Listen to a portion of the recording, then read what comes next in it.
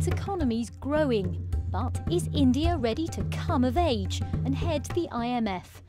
France's finance minister Christine Lagarde, who's the favourite for the job, has already begun a charm offensive to woo emerging economies. It started in Brazil and is continuing to India. The world is in a critical position. But many here aren't convinced that another European should be running the International Monetary Fund. A time of trouble is also a time of opportunity. I think India has become more economically powerful now. And it's not just India, it's a whole group of emerging markets. They represent a much larger share of the world GDP, so they have more economic power and therefore should have more of a say in any international organization.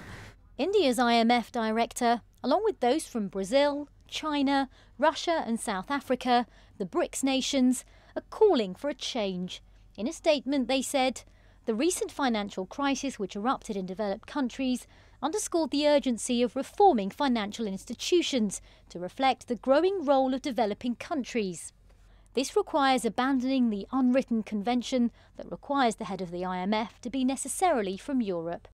There's been a European at the helm of the organisation ever since it was set up in 1945, after the Second World War. India joined at the outset when it was still under British rule. But today's India looks very different. It's the world's largest democracy with one of the fastest growing economies.